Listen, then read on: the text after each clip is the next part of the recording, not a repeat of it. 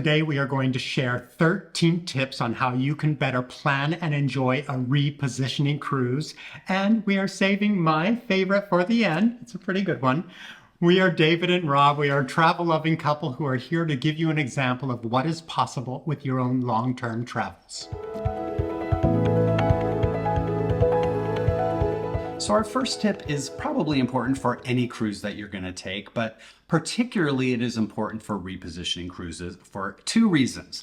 One is because as long-term travelers, we like to use repositioning cruises to get from one place to another place. So instead of having to get on a plane, we can just take a cruise, and it's much nicer that way.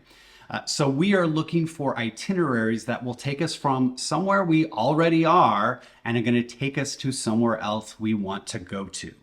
The second reason itinerary is important is because some lines are just going to stop at different ports, and there may be just ports that you're more interested in than others, or some are just better cruises. So we really saw this when we took our Trans-Pacific cruise, that the stops the different cruise lines went to, particularly between Sydney and French Polynesia, were very different in some cases. And so we chose Norwegian for that cruise specifically because we liked the itinerary. I mean, it was so much better than what the other options were.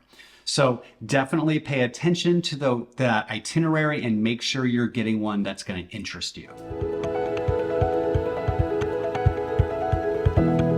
Another thing you'll want to carefully consider is your room location. Now remember, this is a longer cruise. This could be 2 weeks to a month that you're on the same ship. And there could be a lot of sea days. So it's a little different than a Caribbean cruise where you're stopping every day. Things to consider: location. The location, if you tend to seasickness or you just don't like the movement, go center and low.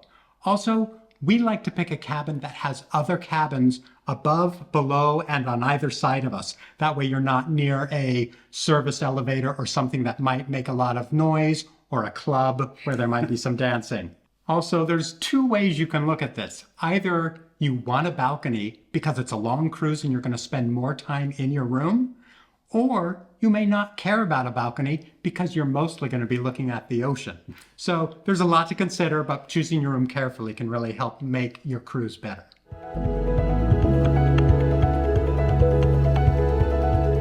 A question you're going to have to answer when you're booking your cruise is, do you want to get a drinks package? Whether you're looking at alcohol or coffee or soda, there's different drink packages that come along with your cruise, and you're going to have to decide which one, if any, that you want to get. Now, one tip our friend Keenan turned me onto is a drinks calculator that I'm going to show you here that'll help you kind of make that decision.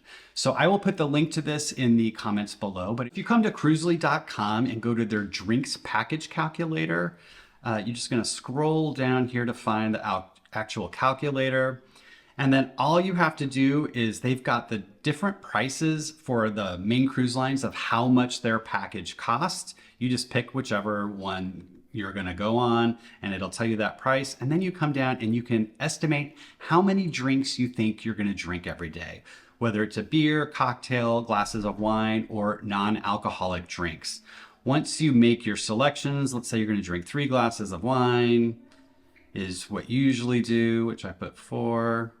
And then you come down here and it'll tell you how much you would pay if you just paid out of pocket, a la carte as you went. So that would be $30 per day. And you can see for these packages, that's probably not going to be enough to make sense for you to buy the package. On the other hand, some lines, like Norwegian especially, but I think some of the other ones do too, they have promotions where they will give you the package for free and all you have to pay is the tips on it. So if you come here, you can see it shows you the price of the package as well as how much it costs with the gratuity. So if you just do a little subtraction there and come up with what that's going to cost you just for the tips per day, then you can see, so I think on Norwegian, the difference there is about $21. So if you're going to spend more than $21 on a drink every day on average, then maybe it's worth it for you to get the package instead of doing a la carte. This is just a great little calculator to help you make that decision.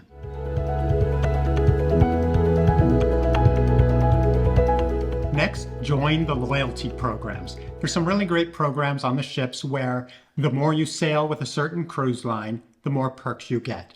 Things such as free laundry or free dinners. It can be really nice if you've been with a cruise line for a while. Sign up early as soon as you start cruising with a new cruise line so that you can start accumulating those points. And a repositioning cruise is a great place to start because the cruises are longer and you'll get even more points. Having status is also good because some cruise lines will match status on another cruise line. So keep accumulating points no matter which cruise line you're with. Something we always like to do is go to cruisecritic.com and sign up for the roll call for your specific cruise. So they put up every single cruise that goes out there, they have a message board where people who are taking that cruise can get together and talk to each other before the cruise actually happens. This is a great way just to meet other people who might be on your cruise. It is a great way to find out who is taking personal excursions. So the excursions that are run by the ship can be great if that's what you want to do, but often you can find better excursions or different excursions or less expensive excursions if you book them on your own. And those are much easier to do if you have a small group. So people will connect on these message boards and book their own private tours in some of the different ports. We've used that to very great effect. More and more, I do see that people are creating Facebook groups to serve that exact same purpose, and that's fine. What I like about the Cruise Critic, though, is that the cruise ships often will recognize the Cruise Critic groups. And so sometimes you'll get a little reception, sometimes they'll have drinks or snacks, you get to meet the officers, and that comes because the cruise lines recognize that those Cruise Critic groups are generally pretty vocal and leave reviews, and so they kind of try and wine and dine them a little bit. And so we really like that because you can get a few little extra perks that you might not get if it's just a Facebook group that might have fewer people in it overall. But any way you do it, meeting people ahead of time can be really helpful to make sure you have a good cruise. If you're enjoying this video, now is a great time to hit that subscribe button.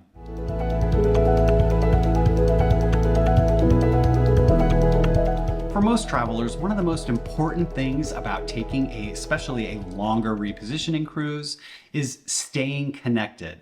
So oftentimes the cruise will offer Wi-Fi packages. We've heard very mixed results about these. I do think that the satellite connections are getting better than they used to be, but we still hear a lot of complaints and we never bother getting the Wi-Fi on the ship.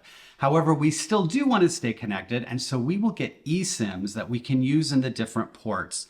Now, maybe you're just coming through a port for one day and you don't care. Like when we were in French Polynesia, we had 3 different islands. We were there for a total of 4 days, so it made sense. We got an eSIM. We were able to connect. You know, the eSIMs don't work when you're out at sea, of course, but once you get close enough to the island, your phone will connect, and then you can get some data and make some calls and do whatever you need to do. We do have a couple of recommendations that I'm going to show you. The first is Airalo. Now, this is a company that gives eSIMs. We have used them, I think, in 4 different continents at this point. It works really well. We like this program. And basically, you come here to the website and you can just plug in the specific countries if there's specific countries you're looking for programs.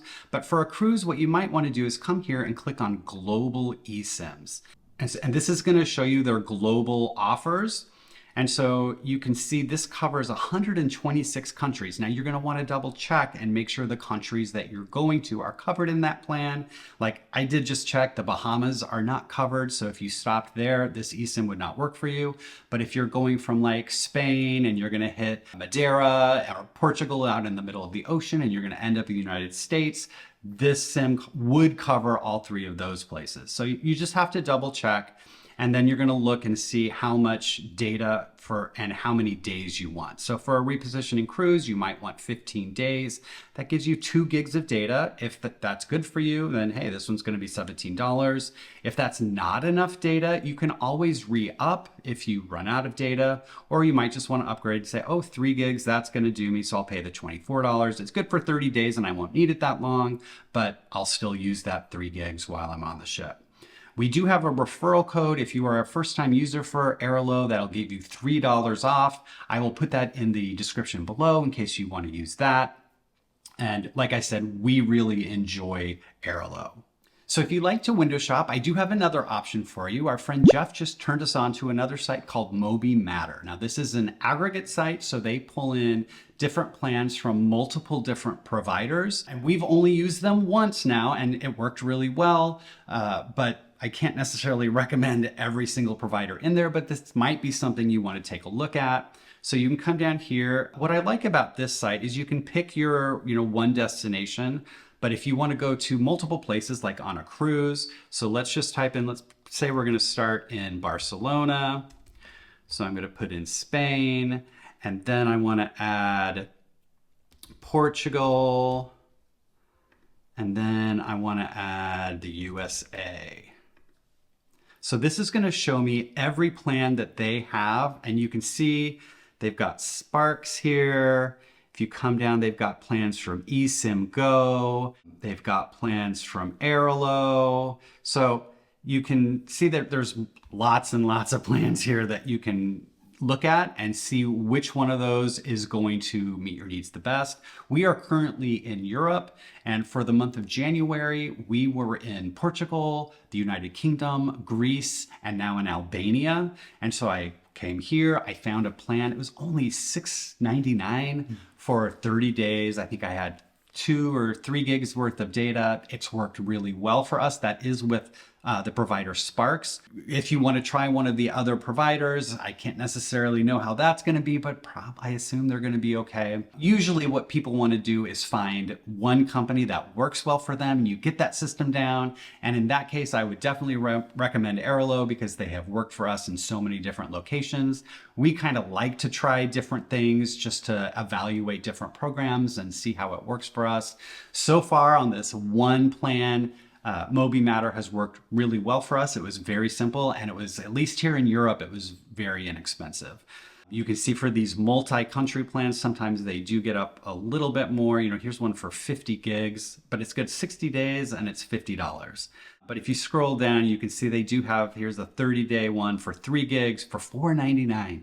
So it just depends on what your needs are. If you do want to try MobiMatter, again, I do have a referral code. It gives you up to 50% off on your first plan with them, up to $5. Again, I will put that link in the description below if you want to use it. There are lots of eSIM companies that might work well for you, but it's definitely something to consider to make sure that you can have some connection while you're on your cruise. Let's talk about dining times and table assignments. Each cruise line has its own policy on how they seat for dinner. Some have open seating and variable times that you can go in. Some are very specific, table assignments and specific dining times. We enjoy a more free dining style. We often go with Norwegian because of that, but many more cruise lines are adopting a free and open dining situation. If you are with a cruise ship that has specific times, try to plan early. A lot of the early dining times will fill up. So if you want to dine early, be on top of that. These next 3 tips are good for anyone taking a repositioning cruise, but I think they are especially relevant for long-term travelers and nomads who are taking that repositioning cruise as a means of transportation. We're traveling before, we're going to be traveling still after. And so there's a couple of things we need to pay attention to. One is dress code. Every cruise line has their own version of a dress code, and just be aware that some of them are going to have formal nights. If you are like us and you are living out of carry-on bags, I'm going to assume you don't have a tuxedo and shiny black shoes packed into your bags. And so you just want to make sure you're going to be able to be comfortably dressed on that cruise and be able to, be out in public spaces, if they're going to have a formal night or not. We like to travel on Norwegian Cruise Line. In fact, we did a video about that. We'll link to that right up here of why they're usually our favorites. But any cruise lines, they don't all have formal nights, so just pay attention so you make sure you're prepared. Another thing you might want to do if you're traveling long term is to make a food plan for yourself. Now, it can be whatever you want. Your plan can be to go on the ship and eat as much as possible so that you don't have to eat for the month after that. But often as a long-term traveler, we are trying to keep up a routine. We're living our daily life. So we like to think ahead so that we don't turn it into a gluttonous moment. We plan, okay, we're not going to eat dessert every night. We're not going to always get an appetizer. We might actually get a salad for dinner. We plan ahead so that our eating on the ship is not something out of our routine. The next point is to potentially make a spending plan. And again, this is going to depend on you and your budget and how you like to spend money, but there are lots of opportunities to upgrade and go on special little, tours and adventures. And you just want to make sure that you are staying within, whatever kind of spending you're comfortable with. Now, part of that planning is probably going to happen before you take the cruise. And we do have a spreadsheet to help you decide whether a repositioning cruise is going to be an affordable alternative for you versus, just flying. If you would like to see a copy of that spreadsheet and how it works, we have a video. We'll link it right up here, and you can take a look at that and get your own copy if that'll be something that'll be helpful for you. But just pay attention, plan ahead so that you're not surprised in the end by how much everything costs you.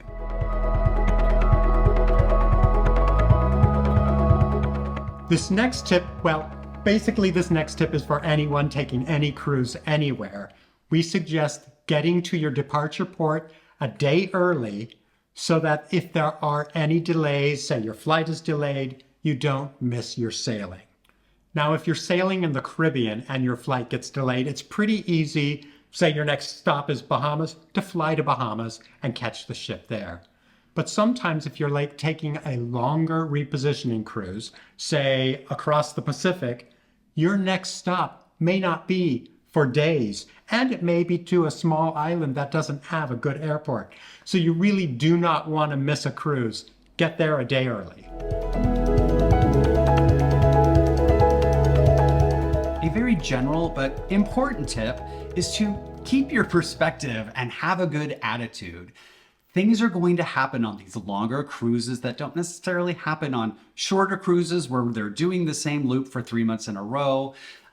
Sometimes there's going to be weather delays. Sometimes they might make itinerary changes.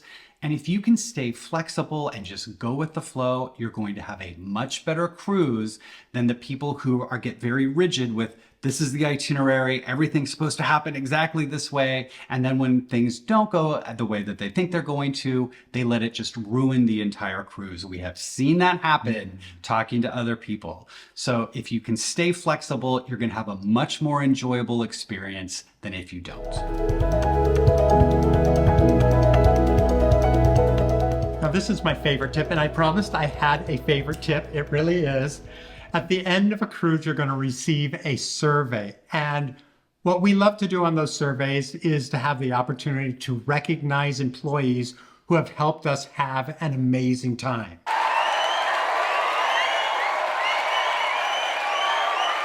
But we have horrible memories, and we often forget the names of these people who have worked so hard to help us have a great time. So now what we do is we ask them if we can have a picture taken with them with their name badge visible.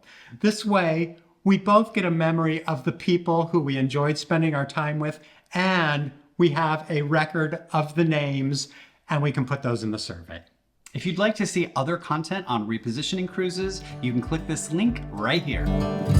Today and not tomorrow.